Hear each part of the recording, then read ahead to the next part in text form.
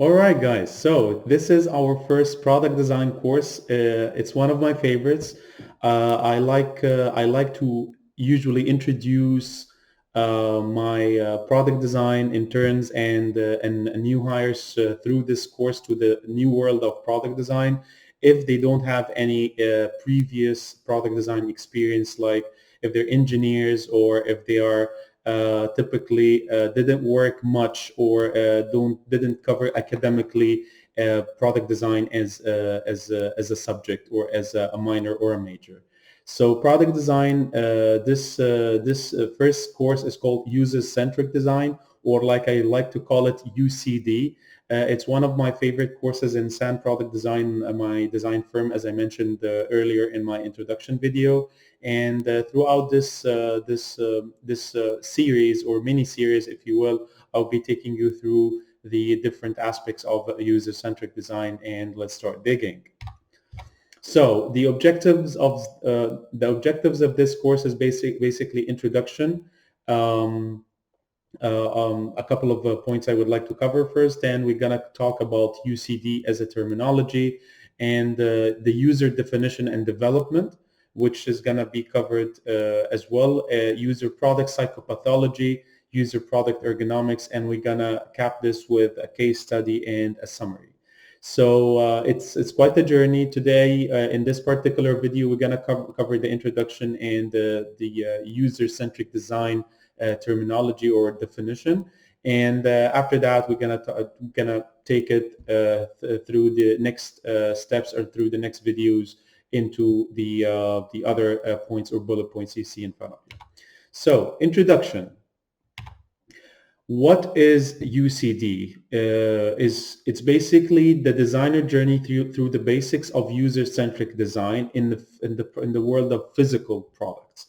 Physical products versus software products on the kind of the opposite or on the contrary. So because usually when people talk about UX and UI, which is the underlying field of user-centric design, they don't think much about physical products. UX and UI in most people's minds is tied to software, tied to website design, app design, etc.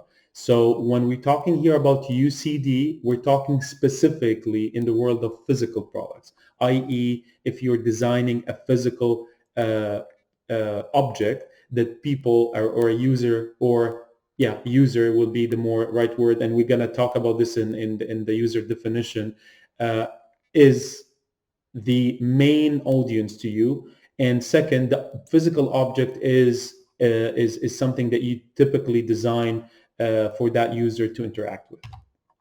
So UCD, and again, I'm just going to read through that and then we kind of explain a little bit in details. So the user-centric design is the fundamental base to understand the work and how to design a reliable and usable product. So reliable is basically a matter of engineering, how to make that product as reliable as possible. If it's something has like if it's a product that have a certain mechanism, how you make sure that that mechanism does not fail and it works reliably. So if it's something, it's like a can opener, you make sure that the mechanism of the can opener always work in a reliable and repetitive way, and it's usable, right? So that the can opener handle itself does not hurt the user's finger. For example, that's just an example on top of my head, and I'm gonna do that a lot. So like usually whenever a product comes to mind, I'm just gonna pop it here as an example. So it is one thing to design a product that is good enough, and again, and it's entirely different story to design a product that delights the user. Delights the user here is the keyword, and think here about all of the different products that you've used throughout your life, and what of those products have really delighted you, have really added to your life positively, and which of these products didn't, or actually caused the opposite, frustration and anger and all of that, those things that you're familiar with from these frustrating products. So when we're applying this again to the realm of physical products, not software, not app development. There is a lot of good material out there about these two. So here I'm focusing on the physical product side of things. So to understand the UCD principles, that's the goal for me. So how to design a physical product for a user that is easy to use, reliable to use, and that is meeting the objectives of the psychopathological objectives and ergonomic objectives, and we're going to cover these two. So these objects has, like any object that we're going to design, and we're going to discover this along the way in the course, that there is a psychopathology part and there is an ergonomic part. The psychopathology part is a very important aspect of the perception of the object, and the ergonomic part is a very important point regarding the usability of the object. And here again, I'm going to repeat this one just one more time. We're going to review all of that under an umbrella of a case study, so you really know what we're talking about at the end of the day. But first, I need to lay the foundation of the theory, so you understand the theory. You understand there is like a science behind, there is a principle, scientific theory behind. And after that, we're going to apply it immediately to a physical case study from the SAN product design library. So again, some prior knowledge required, yes. If it will help a lot if you are an undergrad of an industrial or product design or equivalent. You have hands-on experience designing a product. Definitely this helps you and gives you a lot of depth and perception about what we're going to discuss about. But again, if A or B is not there, don't worry. Like again, we're all here to learn. So if you just have passion to learn about product design field, this course is as well good for you, because you're going to understand a lot about how good products are made, and how when you fail to meet one of these criteria points, you end up having a less than good product, or sometimes a bad product. And we're going to cover that as well. So again, if you have undergrad or undergrad or postgrad experience in the field of design, that's good. Hands-on experience designing something, you don't have to study design to be a designer. Some people learn it as a skill along the way from existing careers, like I did, for example, from an engineering throughout product design. I kind of transferred myself along the way, and I'm going to explain why and how maybe in the later video. And passion to learn is for me the key. If you have a degree and you have some hands-on experience and you don't have the passion anymore, I guess you understand more than I do that this fire needs to be reignited. So maybe we help you with that. So disclaimer one, the original content of that course is usually crunched into 8 hours, or put in 8 hours, interactive 8 hours in a classroom. So I'm gonna try to make it more like that interactive through the video. I'm still discovering how I'm gonna do that without an audience, without a person I could see, or like without a classroom full of people in front of me. So I'm gonna put the emphasis on the what right now, and the minor emphasis I'm gonna put on the how. So it's more of a crash course. The way we're gonna make it interactive is through comments and questions. So feel free, if you have any questions or comments, just go ahead and ask, and I'm gonna be more than happy to answer them afterwards.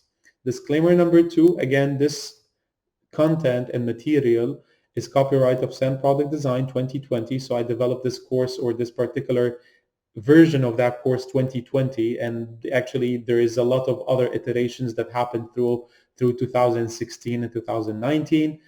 Use of this material is prohibited without a written consent from SAN Product Design, as it makes sense in this case. And a limited view of project details due to firm client CDA. This is something I'm going to always say when we're designing, when we're sharing a case study of a design we've done. I cannot disclose everything because there is usually CDAs in play. So if there is a CDA, I'm going to just share the bare minimum. And if you have a particular example that, I don't know, it's out there, and you want me to apply the same rules and principles and theories on, just shoot me a comment, and I'm going to be applying them for you, and maybe add them later for another in another like video or so. Disclaimer number 3, that again, your life view will change after this course. So you're going to be annoying a little bit more to others right now, because you're going to be like, okay, this design is not working because of 1, 2, 3. So this is not very socially intelligent, if you will. So yeah, just be careful. You're going to unlock a feature in your brain right now that you're going to be using. So I hope you use it for good, not for evil. Okay. So user-centric design as our first chapter after the introduction. So by definition, the UCD, or user-centric design, what others call human-centered design, I like to call it user-centered design. The reason why I insist on this, like, correction, if you will, that not all users are human, right? So human-centered design is not really accurate for me. I've learned a lot from different books and from different good authors in design about human-centered design, and they're all very good material and very good teachers and educators that I personally learned a lot from. But again, when I really apply these in the real life, I consider myself more of a hands-on designer. I worked over 20 plus projects, and we received over I would say like 6 or 7 different prestigious design awards. So sometimes the theory and the practice don't match, and when this happens, I will just, okay, this is something that is not matching between theory and practice. So this is one of the things that I discovered: theory and practice. It's not human-centered design. If you're designing a frisbee for a dog, that's not a human-centered design anymore, right? Yes, it is from the human standpoint throwing the frisbee, but there is a dog involved, right? So the dog here is another user, or the secondary user, or primary user, and we're going to discuss that in the next video. Okay. So again, human is not the terminology I'm using. I'm using user-centric design.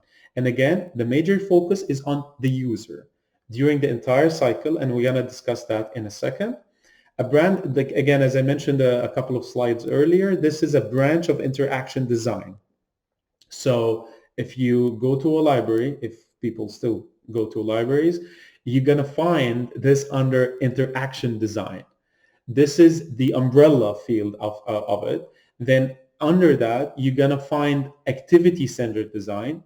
And these two, you're going to find the subset of human-centered design or user-centered design. But again, this is just for theory. This is just for your knowledge, for your further research, if you will. And if you want to educate yourself more through, like, checking some different articles or different books later on.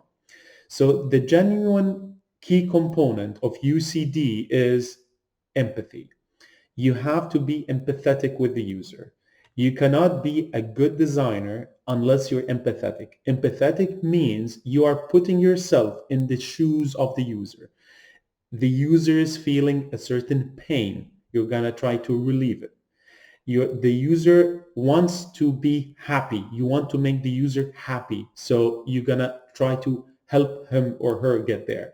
So empathy is key, because without that empathy, you're not going to be trying hard enough.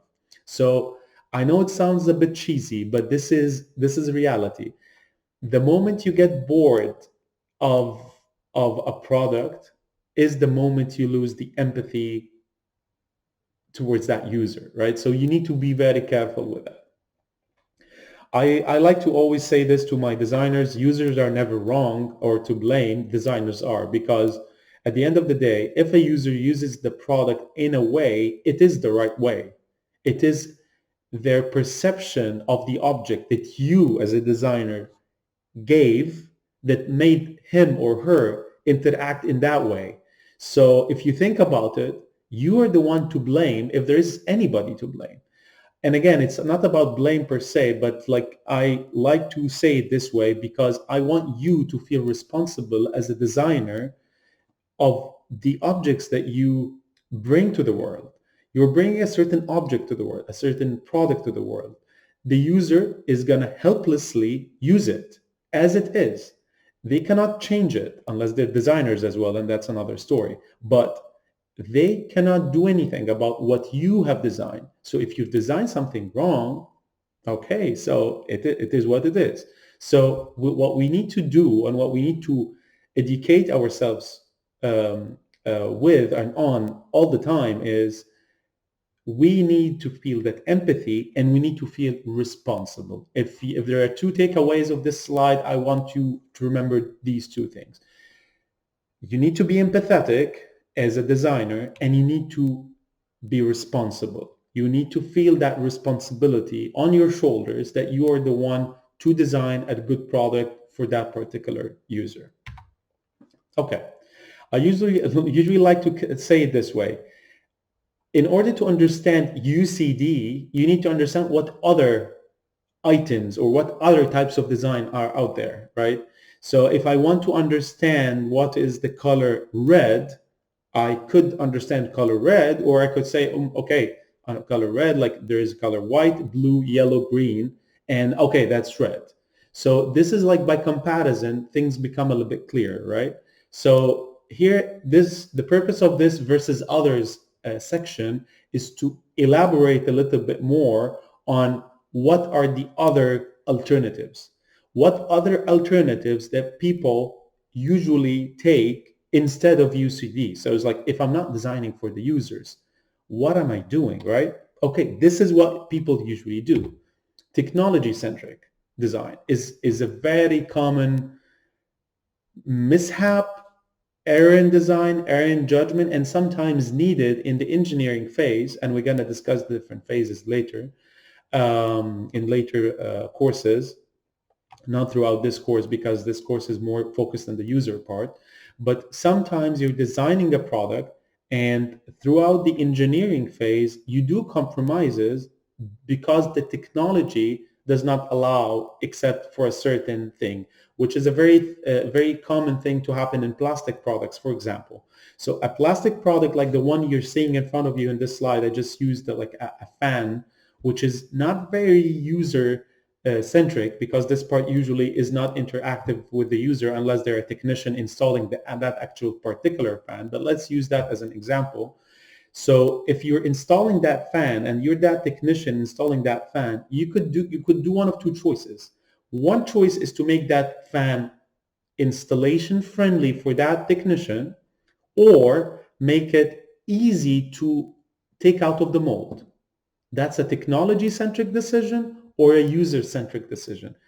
Who pays the price at the end is the one that like actually loses this discussion. So if it's a technology-centric decision taken, then in this case the user pays the price later on when they're installing that part over and over. If we take the user route, we do like no, we're gonna make it do it the right way, we're gonna do it the user-centric way. And in this case, okay, technology in this case will have to suffer, i.e. the mold cost will increase. But again, not to drag this for too long, the decision here is more about whether we design something that is usable, easy to use, user-centric design or UCD, or technology-centric, satisfied cost constraints of the mold, engineering constraints of the technology, because it doesn't have to be a mold. It could be a CNC machine part, 3D printed part, etc. But all technologies have their fundamental constraints, right? It's in the entire universe. You cannot dodge that. And it's always the same case. You either decide to do a user-centric product or a technology-centric product. And we're going to see much more solid examples later. Cost. Cost is the biggest kind of stray path people take away from UCD. So if you're really thinking about any product, the first thing that comes to mind due to a very good business needs is the cost.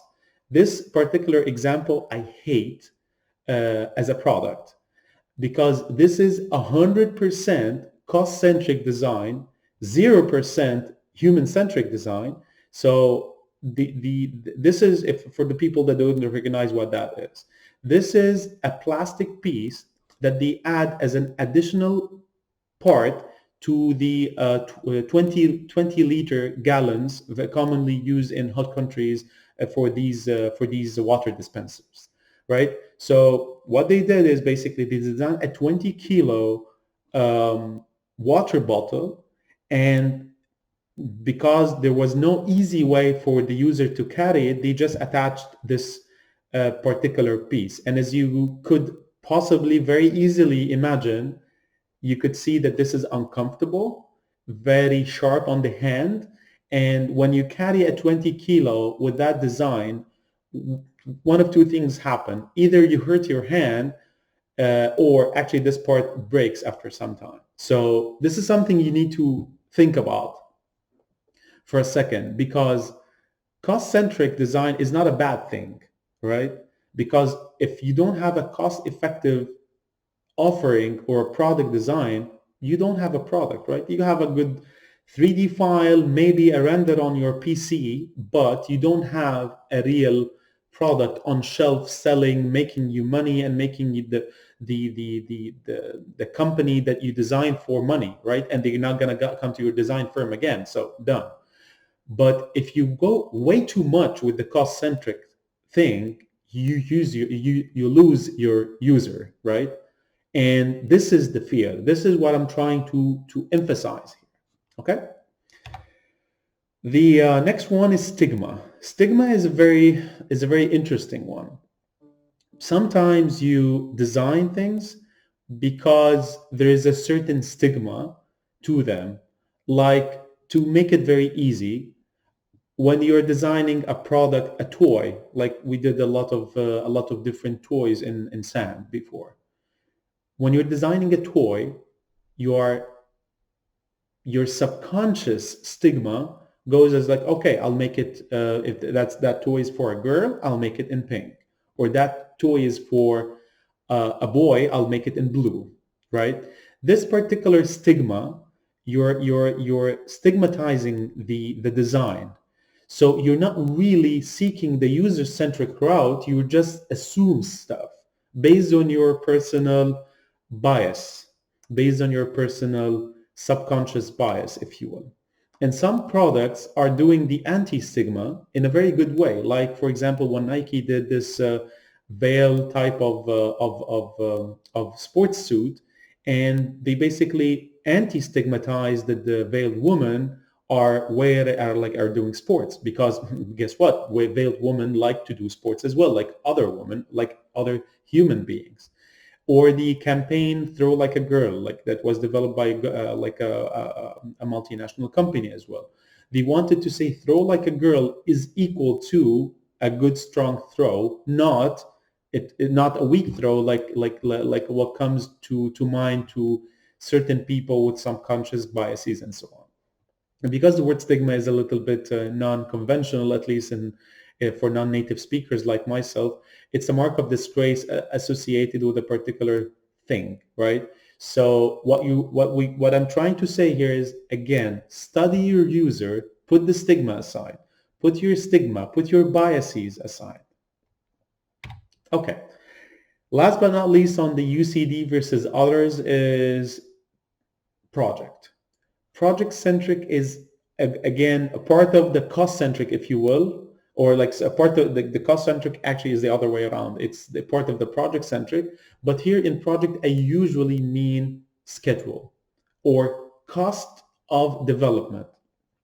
We're all under an immense amount of pressure to develop faster, cheaper, better products. That's absolutely everywhere. And I'm not denying the fact that this is going to happen to you and to every other designer on this planet until the earth, like the life on earth vanishes, right? The thing is, this is a constant. The point is, you need to fight it. You need to fight the project. You need to fight the fact that you're going to make bad decisions because, oh my God, I need to deliver tomorrow, or I need to deliver next week, or I need to deliver by the end of the month this prototype, or I need to send the part for printing today. All of these are very good project principles or project needs, but the user needs to come above.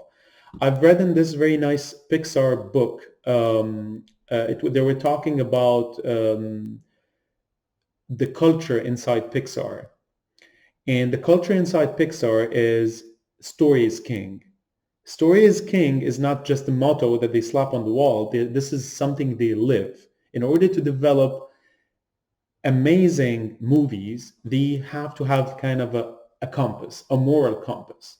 So whenever something does not feel right in the story is king. They scrap it, they scratch it off, they start over, and so on.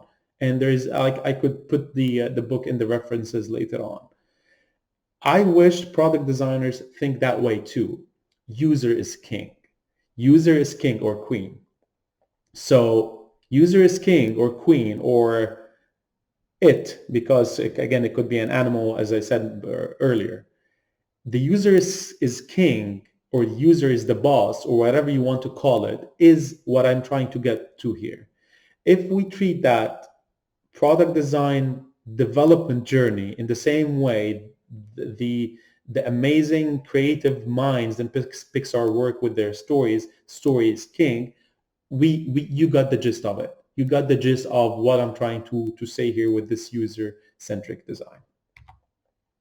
Where does it lie, UCD, in the process? UCD, or user-centric design, usually is focused more during the discovery and the definition phase, and it phases out or gets a little bit less as you go to the development phase. Why I'm saying that? Because it's more about defining who's your user, defining the pain points and the pleasure points at the beginning. Later on, it's more about, okay, let's develop something that meets these needs, right? So if you discover right, you define right, usually you develop right, unless there is a project, cost, or engineering technology decision involved. And in this case, you just need to hold the line. But the actual work happens in 1 and 2. 3 is less, and then during the delivery, the design is already done. So during the discovery phase of the problem, the definition of the solution, and the development of that defined solution, this is when you need to hold the line as a user-centric design advocate, not later. Later is too late, and we're gonna say why in a second, because basically molds are done, fabrication is in process, production is in the game. So you could go to whomever you say and hurt your voice shouting that this is not user centric, but nobody will care. So the sooner you do it during the problem phase is better than during the solution phase. That's what I'm trying to say. And this particular slide is talking about the typical discover, define, develop, deliver double diamond process that we have in SAND as well. Very similar. This is our internal process in SAND. It's what we just call the phase is different. We call them explore, ideate, engineer, create, and we're gonna probably cover that in one of our courses later on as a separate course, because this has we have a lot to say, and I have a lot to offer in this particular process to our product design enthusiasts out there. The point here is, again, we focus on the UCD during 1 and 2, during explore and ideate, usually during engineer, the you know the decisions have been made, and usually there have final tweaks you just need to care about there, but that's it. I think that's it for today. I'm happy that we covered that, and I'm really excited to hear your comments and your questions about what you've learned today. This is obviously part 1 of a multi-part course. The references I've used so far are from The Design of Everyday Things by the master Don Norman. He taught us a lot in the field of product design, and Designing for Interaction by Dan Saffer, and Activity-Centric Centric Design by Helene and Geri, and Thinking Fast and Slow by Daniel Kahneman, the Lean Product Playbook by Dan Olsen, and SAM Product Design. Of course, we have covered a couple of good material as well there in the process. But and again, all of these references are still continuing with us throughout the course. So this is not everything yet. And hope to see you soon, guys. And next video. See ya.